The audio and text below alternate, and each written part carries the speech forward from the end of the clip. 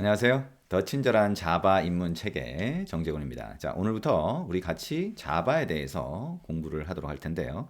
이 자바라고 하는 거는 여러분이 이 IT 쪽 또는 프로그래밍 언어 또는 소프트웨어 쪽을 하게 되면 이 프로그래밍 언어를 꼭 하게 되잖아요. 근데 그때 처음 하게 되는 언어일 가능성이 높습니다. 그만큼 이 자바라고 하는 게 언어의 기초 내지는 C나 C++처럼 가장 기본적인 언어로 많이 사용되고 있다는 의미가 되는 거죠. 그래서 이 언어를 처음 배우게 되는데 이 언어를 처음 배우면서 어려워하는 사람들이 많아요. 근데 이 언어라고 하는 거는 여러분이 우리 한국어 또는 영어, 일본어, 중국어 뭐 많이 해봤잖아요. 그죠? 물론 외국어를 많이 해보진 않았더라도 근데 그것처럼 꼭 똑똑한 사람만 또는 머리가 좋은 사람만 할 수 있는 건 아니에요. 단지 여러분이 어떤 방법으로 이 언어를 익혀야 되는지에 대한 방법을 잘 모를 때, 그럴 때는 이 언어가 굉장히 어렵게 느껴지는 거죠. 물론 이 언어 자체가 나는 이거 아무래도 잘 안 돼 이런 분들이 가끔씩 있지만, 근데 대부분은 여러분이 하는 방법만 잘 익히면 할 수가 있어요. 그 방법이 뭐냐? 일단 여러분이 처음 시작할 때부터 일단 반복해야 된다라고 하는 건 꼭 생각을 하셔야 돼요. 일상적인 언어도 마찬가지거든요. 일단 반복한다라고 하는 걸 전제로 두면 누구나 다 할 수 있다라고 생각하면 되고요. 이 책을 통해서 되도록이면 쉽게, 되도록이면 좀 더 자세하게 또는 되도록이면 여러분이 할 수 있는 방법을 알려주면서 이렇게 나가려고 합니다. 우리가 이 자바라고 하는 언어를 가장 중요한 거는 익히는 게 중요한 거예요. 그러니까 좀 더 익숙해지게 만드는 게 중요하다는 거고요. 여러분이 이 자바를 물론 시험 공부 또는 자격증을 위해서 하는 경우도 있겠지만 기본적으로는 언어가 어느 정도 익숙해져야 그 다음에 나머지 내용들이 내 머릿속으로 들어오기 시작해요. 그래서 일단 흥미를 갖고 익숙하게 만들어가는 과정을 여러분이랑 저랑 같이 진행을 할 거다라고 생각을 하시면 되고요. 우리가 일반적으로 코딩이라고 하잖아요. 이 코딩이라고 하는 거를 하나씩 하나씩 하게 되는데 이 코딩이라고 하는 거를 하면서 좀 더 흥미를 가지려면 단순히 코드만 입력하는 게 아니라 화면을 같이 만들어 보는 게 좋아요. 그래서 이 책에서는 우리가 자바를 이용해서 화면을 만드는 것도 같이 할 겁니다. 근데 자바가 기존에 화면이라고 하는 거를 만드는 방법이 있긴 하지만 그걸 요즘에는 거의 쓰지 않아요. 그러다 보니까 우리가 화면을 만드는 거는 앱에서 할 겁니다. 우리가 안드로이드라고 하는 앱을 만들 때는 자바를 이용해서 화면을 만들 수가 있어요. 그래서 코드만 만드는 게 아니라 코드와 함께 화면을 만들 때 그때 앱의 화면을 같이 만들 거다. 그래서 혹시나 앱을 만드는 게 목적이다라고 하는 분들도 이 책을 보셔도 좋고요. 아니면 기본적으로는 우리가 자바라고 하는 언어를 공부하기 위한 거예요. 그래서 언어의 가장 기초적인 내용들을 진행을 하는데 화면을 같이 만들면서 흥미를 가질 수 있도록 할 거다라고 생각을 하시면 되겠죠. 자, 그러면 한번 시작을 해보도록 할까요? 자, 일단 주가 되는 거는 자바라고 하는 언어를 익숙하게 만드는 거다라고 생각을 하면서 같이 따라가 보도록 하겠습니다.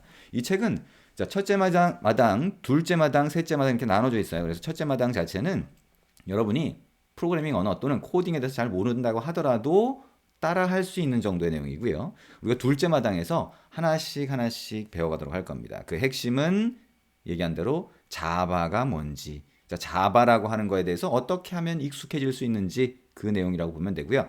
우리가 중간중간 흥미를 위해서 앱의 화면을 같이 만들어 볼 거다라고 생각하시면 됩니다. 자, 그러면 첫 번째, 자, 자바를 도대체 왜 배우는 거냐? 뭐 많이 쓰니까 그렇겠죠, 그죠? 자바라고 하는 거는 예전에 어떻게 보면 지금 1990년대 중반이라고 돼 있죠. 벌써 한 뭐 20년 이상이 지났네요.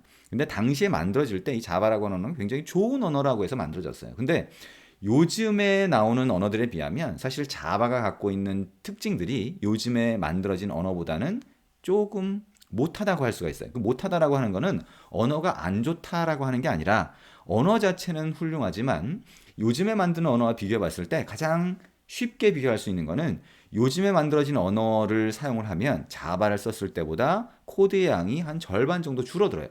그러니까 좀 더 간결하고 그 다음에 좀 더 직관적으로 쓸 수 있게 만드는 게 요즘의 언어라고 한다면 그거에 비해서 자바는 옛날 언어다라고 할 수가 있는 거죠. 상대적으로. 하지만 이 자바가 굉장히 다양한 분야에 사용이 돼요. 그래서 웹서버를 만들 때도 쓰이고요. 그 다음에 우리가 프로그램을 그냥 만들 때, 그 다음에 앱을 만들 때, 이 프로그램이라고 하는 건 PC 쪽 프로그램이 되겠죠. 그래서 굉장히 다양하게 사용이 되기 때문에 여러분이 자바라고 하는 것을 안 쓸 수 없을 정도까지 되어 있어요. 자, 우리가 예를 들면 C나 C++ 같은 경우에는 프로그래밍 언어의 기초라고 할 수도 있지만 자, 그게 실제로 실무에서 사용되지 않는 경우가 굉장히 많아요. 자, 사용되고 있는 분야도 있지만 사용하지 않는 경우도 많다는 거죠. 그래서 그거에 비하면 자바라고 하는 건 지금 굉장히 많이 사용된다. 자, 그러면 자바는 기본적으로 어떻게 구성되어 있냐? 자, 기본적으로 우리가 윈도우라고 하는 거 있죠. 요거는 OS라고 합니다. 운영체제라고 하죠. 그래서 이 윈도우라고 하는 운영체제 위에서 프로그램이 만들어지게 되는데, 자, 소프트웨어 또는 프로그램이라고 하는 거는 이 안에서 동작하는 거죠. 우리가 계산기 같은 거 있으면 이 계산기가 이 윈도우라고 하는 이 운영체제 위에서 동작하는 거예요. 그래서 여러분들이 그런 프로그램을 만들게 되는 거죠. 자, 앱이라고 한다면 뭐예요? 우리가 안드로이드 스마트폰 또는 iOS 스마트폰 위에서 동작하는 걸 만드는 거예요. 자, 그게 프로그램이라고 하는 거죠. 근데 이 프로그램이라고 하는 게 자, 스마트폰용을 위한 프로그램 또는 자, 윈도우를 위한 프로그램 또는 리눅스를 위한 프로그램 이런 것들이 다 달라요. 그러면 그 프로그램을 만드는 방법도 다 다르다는 거죠. 그렇죠? 그래서 안드로이드 앱을 만드는 방법과 iOS 앱을 만드는 방법이 다르다 보니까 자, 앱이라고 하는 건 똑같은 것 같은데 실제로는 만드는 방법이 다르다는 거예요.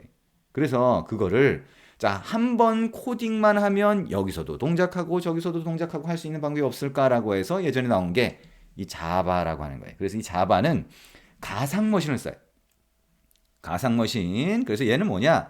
자, 윈도우나 또는 자, 안드로이드나 또는 iOS나 이런 게 있다라고 하면 그 위에 가상머신을 하나 더 올려서 여러분이 만든 코드가 이 가상머신 위에서 동작하게 하는 거예요. 그러면 이 가상머신은 운영체제에 맞춰서 각각 다 따로 있어요. 대신 이 위에서 동작하는 프로그램은 하나의 코드를 만들면 그 코드가 똑같은 방법으로 동작하게 하는 거죠. 그게 운영체제마다 다른 부분이 있다면 그거는 가상머신이 맞춰주는 거예요.